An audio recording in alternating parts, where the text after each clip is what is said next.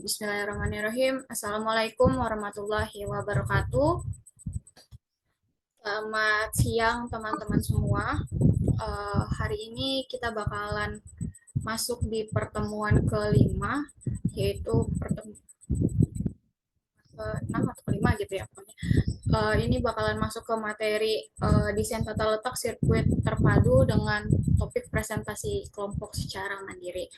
Oke, baik untuk kelompok 4, yaitu kelompok desain tata letak sirkuit terpadu, boleh banget untuk memaparkan materinya secara langsung. Saya alihkan ke moderator kelompok. Terima kasih. Terima kasih PJ. Assalamualaikum warahmatullahi wabarakatuh. Kami dari kelompok 4 akan mempresentasikan tentang desain tata letak sirkuit terpadu. Mohon dibantu share screen-nya.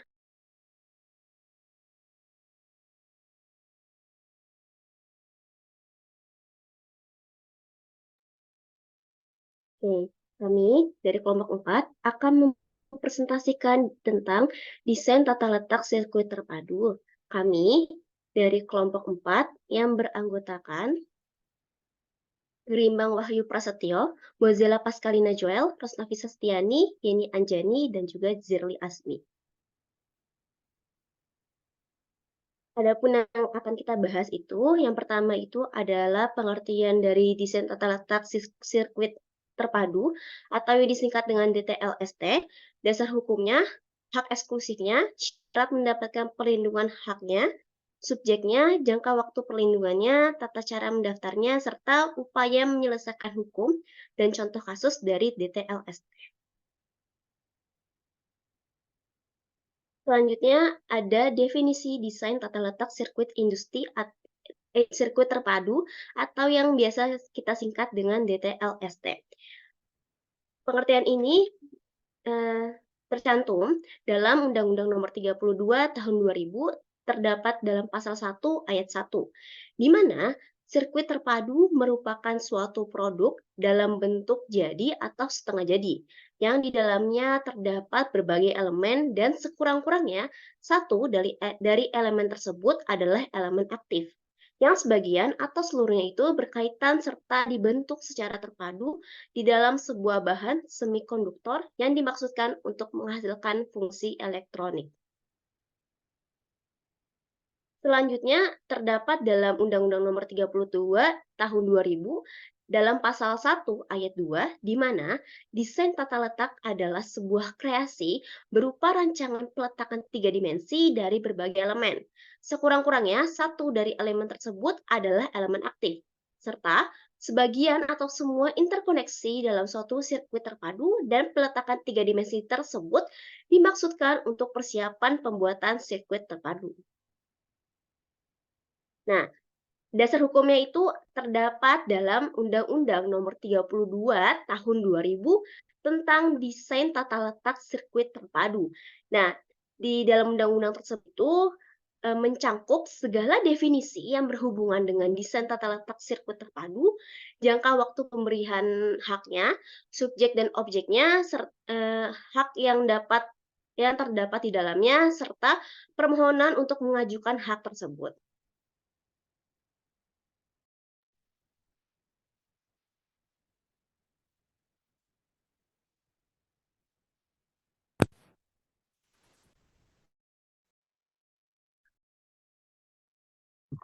Oke. Nah, selanjutnya adalah pembahasan mengenai ruang lingkup desain tata letak sirkuit terpadu. Nah, dalam ruang lingkup ini kita akan membahas banyak sekali ruang lingkup mulai dari subjek, objek, jangka waktu, dan sebagainya di beberapa slide selanjutnya. Yang pertama yang akan kita bahas adalah tentang subjek dari DTLST itu sendiri. Subjeknya itu berdasarkan undang-undang adalah pencipta atau perancang tata letak sirkuit terpadunya sendiri atau individunya. Dan mereka adalah individu atau organisasi yang secara aktif terlibat dalam proses perancangan dan pembuatan desain tata letak sirkuit terpadu itu sendiri. Yang kedua, untuk objeknya sendiri, ada rancangan tata letak sirkuit terpadu itu sendiri atau desainnya, dan ini mencakup bentuk atau pola elemen-elemen pada sirkuit tersebut pada permukaan semikonduktor serta segala variasi ataupun perbaikan yang mungkin akan dilakukan. Selanjutnya ada hak desain tata letak sirkuit terpadu. Nah, dalam Undang-Undang 32 tahun 2000 itu tentang desain tata letak sirkuit terpadu ada dua jenis hak yang didapatkan oleh pemegang hak itu sendiri. Yang pertama adalah hak eksklusif dan hak moral. Nah, hak eksklusif sendiri adalah di mana hak yang dimiliki oleh penciptanya untuk mengatur penggunaan, reproduksi dan distribusi rancangan dari desain tersebut, di mana orang lain itu tidak dapat menggunakan atau mengambil rancangan desain tata letak sirkuit terpadu tanpa izin dari penciptanya itu sendiri. Jadi, hak eksklusif itu adalah hak yang memang sudah dimiliki oleh pencipta dari desain tata letak sirkuit terpadu. Nah, kalau untuk hak moral sendiri adalah hak yang memang diakui dan diberikan oleh undang-undang untuk menjaga integritas atau melindungi integritas dari karya yang dihasilkan oleh pencipta tersebut dan untuk memberikan perlindungan di mana pencipta dapat mengontrol penggunaan karya yang mereka ciptakan yang mungkin berpotensi untuk merusak nama baik atau reputasinya mereka kalau misalnya nanti ada kasus-kasus. Jadi itulah perlindungan dari hak yang diberikan kepada masing-masing pemilik dari desain tata letak sirkuit terpadu. Selanjutnya dilanjutkan oleh rekan saya. Selanjutnya ada syarat untuk mendapatkan pelindungan hak dari desain tata letak sirkuit terpadu, di mana syaratnya tersebut terdapat gitu ya pada pasal 2 Undang-Undang Nomor 32 Tahun 2000 tentang desain tata letak sirkuit terpadu. Yang undang-undangnya sendiri itu memberikan perlindungan apabila desain tata letak sirkuit terpadu ini memenuhi beberapa unsur gitu. Yang pertama, hak desain dari desain tata letak sirkuit terpadu ini diberikan untuk sebuah desain yang benar-benar orisinil. Jadi ketika desain tersebut tidak memiliki sebuah orisinil, jadi hak untuk mendapatkan perlindungan itu tidak bisa didapatkan gitu ya. Terus yang kedua, itu ada desain tata letak sirkuit terpadu dinyatakan orisinil apabila desain tersebut merupakan hasil dari karya mandiri pendesain tersebut. Dan pada saat desain tata letak sirkuit terpadu ini dibuat, tidak merupakan sesuatu yang umum gitu bagi para pendesain-pendesain yang lain. Di satu sisi juga, hak desain tata letak sirkuit terpadu ini tidak dapat diberikan perlindungannya jika desain dari tata letak sirkuit terpadu ini bertentangan gitu dengan peraturan perundang-undangan yang berlaku dan juga ketertiban umum, agama atau kesusilaan, yang dimana hal tersebut dijelaskan gitu ya pada pasal 3 Undang-Undang Nomor 32 Tahun 2000 tentang desain tata letak sirkuit terpadu. Selanjutnya ada jangka waktu perlindungan dari desain tata letak sirkuit terpadu. Ini diatur gitu dalam pasal 4 Undang-Undang Nomor 32 Tahun 2000, yang dimana di dalamnya berisi mengenai perlindungan diberikan kepada pemegang hak sejak pertama kali desain tersebut dieksploitasi secara komersial dimanapun atau sejak tanggal penerimaan. Yang kedua, permohonan harus diajukan paling lama 2 tahun terhitung sejak tanggal pertama kali dieksploitasi. Yang ketiga itu ada perlindungan itu diberikan selama jangka waktu 10 tahun sejak awal pendaftaran. Yang terakhir, tanggal mulai berlakunya jangka waktu perlindungan dicatat dalam daftar umum desain tata letak sirkuit terpadu dan diumumkan dalam berita resmi desain tata letak sirkuit terpadu.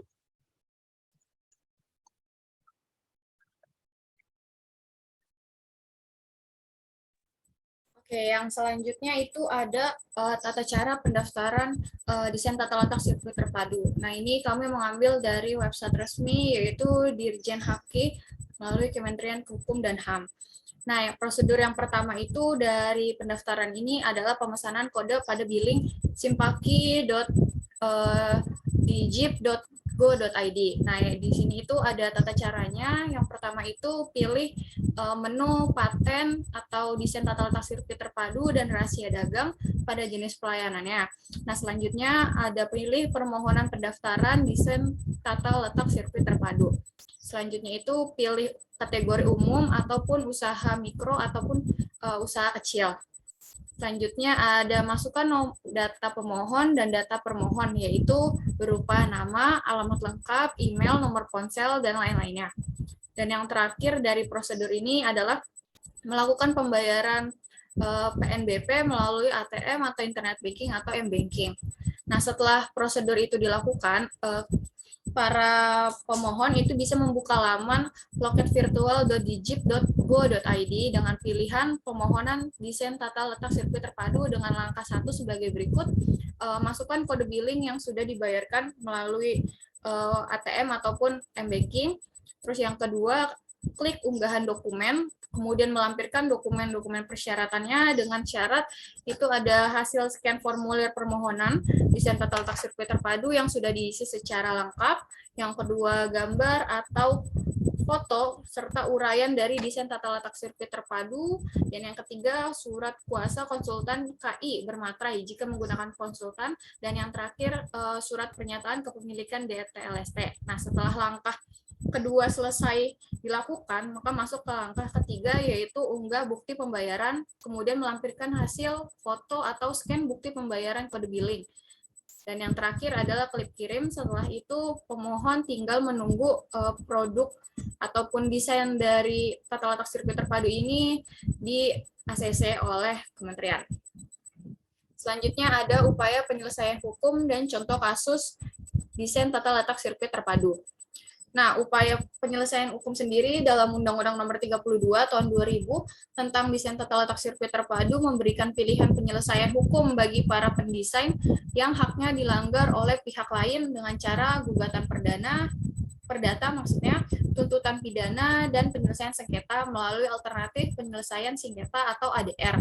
Hal ini dijelaskan lebih rinci pada bab 5 mengenai pembatalan pendaftaran desain tata letak sirkuit terpadu hingga bab 9 mengenai ketentuan pidana pada pasal 29 hingga pasal 42 Undang-Undang Nomor 32 Tahun 2000 tentang DTLST. Selanjutnya akan dijelaskan oleh rekan saya. Selanjutnya di sini ada contoh kasus desain tata letak sirkuit terpadu, di mana kasus ini yaitu kasus USB 3.0. Jadi desain USB 3.0 keluaran Intel jadi kontroversi. Awalnya Intel belum mau menjelaskan spesifikasi USB tersebut, sehingga dianggap oleh para pesaingnya akan melakukan monopoli. Berkaitan dengan hal ini, jangka waktu pendaftaran desain USB tersebut adalah sampai November 2010, sedangkan komplain terhadap pihak Intel terjadi tahun 2009. Lanjutnya kesimpulan. Dari penjelasan semuanya yang tadi sudah dijelaskan, kesimpulannya itu yang pertama, desain tata letak sirkuit terpadu atau DTLST adalah salah satu bagian dari perkembangan teknologi. Subjek dalam hal DTLST tersebut adalah pencipta atau perancang tata letak sirkuit terpadu. Kemudian objeknya adalah rancangan tata letak sirkuit terpadu itu sendiri.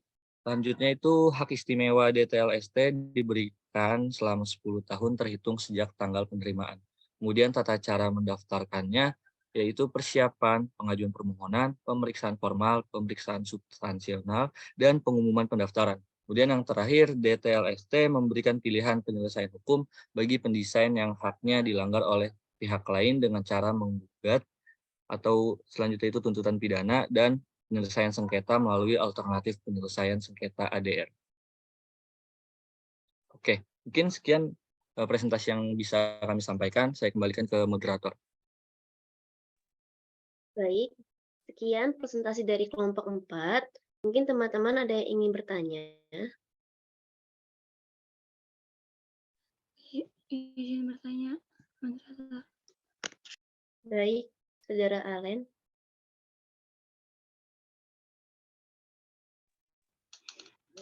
Izin bertanya, ada nggak sih perbedaan dari desain tata letak sirkuit terpadu dengan desain industri itu sendiri? Terima kasih. Baik. Mungkin ada yang ingin bertanya lagi? Izin bertanya, moderator. Iya. Oke, baik. Bismillahirrahmanirrahim. Assalamualaikum warahmatullahi wabarakatuh. Terpadu. Selamat siang Pak Asep dan teman-teman semua. Perkenalkan saya Tria Yusuf dari kelompok 14. Izin bertanya kepada Bapak penyanyi.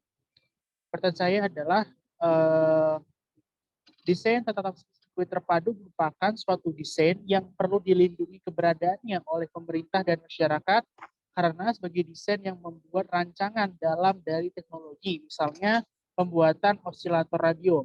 Pertanyaan dari saya adalah bagaimana upaya kita sebagai masyarakat atau mahasiswa untuk menjaga desain tersebut tetap eksistensi atau tetap ada dan tidak mudah luntur. Misalnya kalau seandainya tiba-tiba desain tersebut rusak karena terganggu atau terganggu terkena air gitu kan, rusak itu bagaimana sih cara kita untuk menjaganya dan bagaimana cara kita bisa mengelola DTLST agar orang lain tidak ada yang meniru atau menjiplak dari desain tersebut. Mungkin itu ya dari saya pertanyaannya. Terima kasih.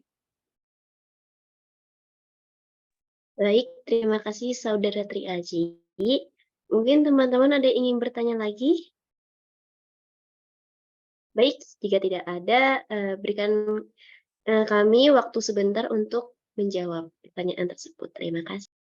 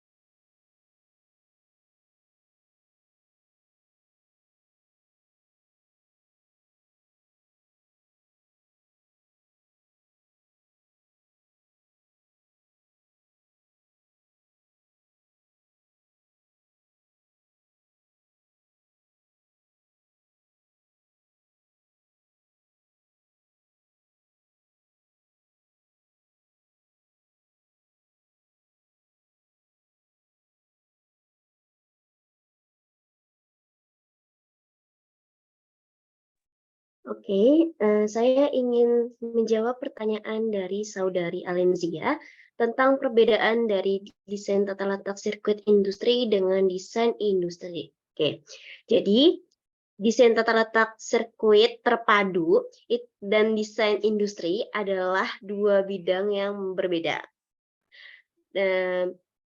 Karena fokusnya itu kalau desain tata letak sirkuit industri itu berfokus pada desain dan optimasi dari tata letak komponen elektronik pada sirkuit terpadu untuk memastikan kinerja yang optimal dan efisien dari produk yang paling terbaik. Nah, sedangkan desain industri itu berfokus pada desain dan optimasi bentuk, fungsi, dan estetika produk atau sistem yang tersebut, seperti itu. Oke, izin menambahkan jawaban dari Saudari Rosnafisa. Selanjutnya itu perbedaannya itu dari metode desain, di mana desain total letak sirkuit industri itu menggunakan perangkat lunak CAD atau Computer Aided Design yang khusus untuk desain tata letak sirkuit terpadu. Sedangkan desain industri menggunakan berbagai metode desain termasuk CAD, model fisik, dan prototype untuk menghasilkan jumlah produk yang dapat diproduksi dalam jumlah yang besar. Kemudian juga dari segi spesialisasinya, desainer tata letak sirkuit industri biasanya memiliki latar belakang pendidikan dalam teknik elektronika dan keterampilan dalam pemrograman. Sedangkan desainer industri biasanya itu memiliki latar belakang pendidikan dalam desain, teknik mesin atau teknik industri, dan keterampilan dalam pengembangan produk dan manajemen proyeknya tersebut. Terima kasih.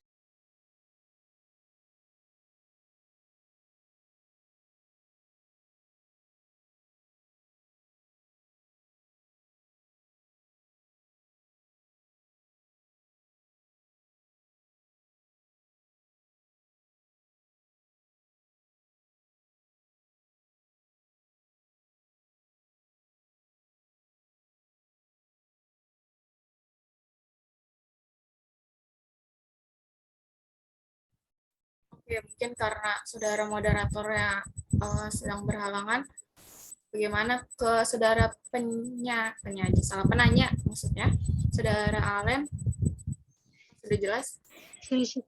Sudah jelas, Saudara Yani. Oke, terima kasih saudara Alen. Oke, mungkin bisa dilanjut ke pertanyaan kedua. Ya, saudara Aji. Untuk pertanyaannya, mungkin kelompok penyaji ada yang bisa menjawab.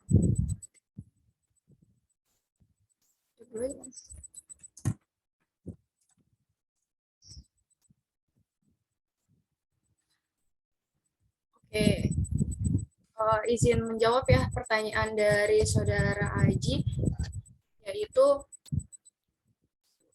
bagaimana caranya kita untuk melestarikan agar desain tata letak sirkuit terpadu itu tidak punah ataupun tidak lekang oleh waktu dan atau luntur.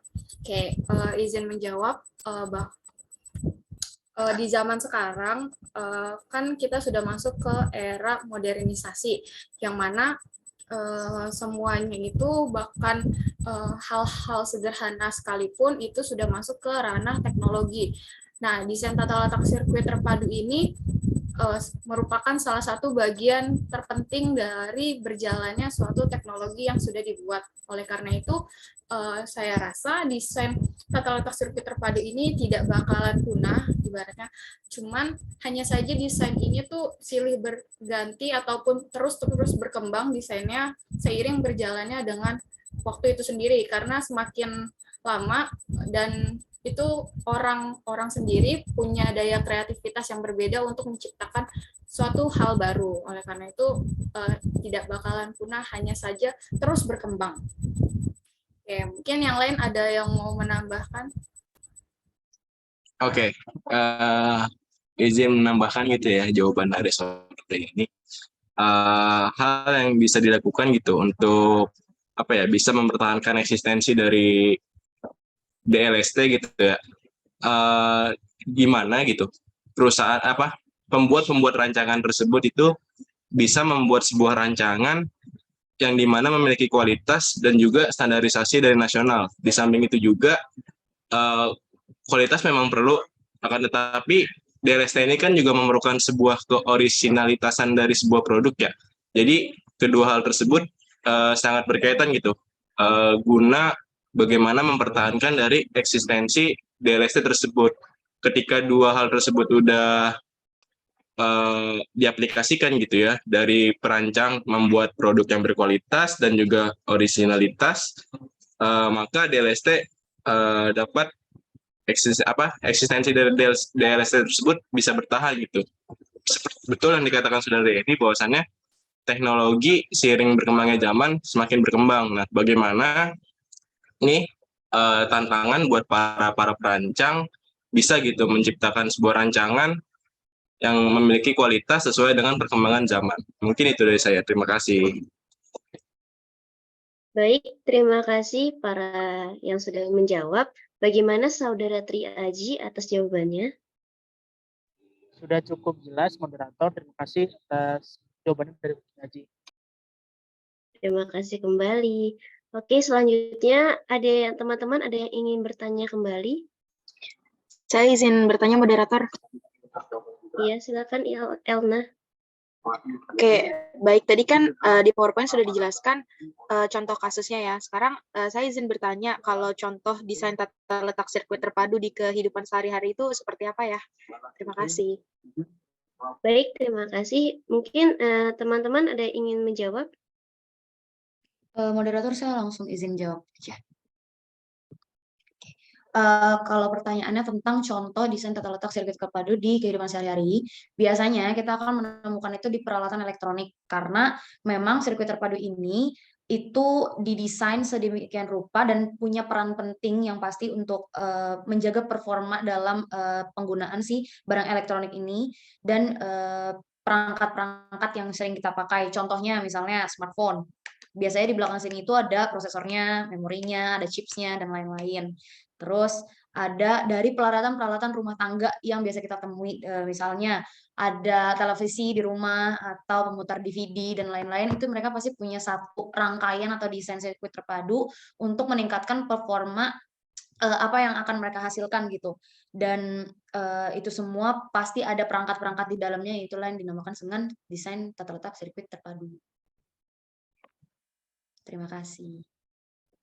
Baik, Saya terima kembalikan kasih ke Saudari Mozella. Bagaimana Saudari Elna atas jawabannya? Terima kasih sudah cukup moderator. Terima kasih Mozilla atas jawabannya. Terima kasih kembali Saudari Elna. Baik, cukup sekian presentasi dari kelompok 4. Mohon maaf bila ada kata yang kurang berkenan. Saya akhiri. Wassalamualaikum warahmatullahi wabarakatuh. Kembali kepada PJ. Ya, waalaikumsalam warahmatullahi wabarakatuh. Terima kasih kepada kelompok 4 yang sudah memaparkan materi desain tata letak sirkuit terpadu. Semoga apa yang sudah dipaparkan oleh kelompok 4 bisa dijelaskan dengan baik dan dipahami oleh teman-teman semua. Oke, mungkin cukup sekian presentasi mandiri dari kelompok 4 di pertemuan 6 ini. Saya akhiri. Terima kasih kepada semuanya yang telah bergabung di diskusi dan juga di Zoom ini. Saya akhiri. Wassalamualaikum warahmatullahi wabarakatuh. Waalaikumsalam. Waalaikumsalam warahmatullahi wabarakatuh. Terima kasih semua.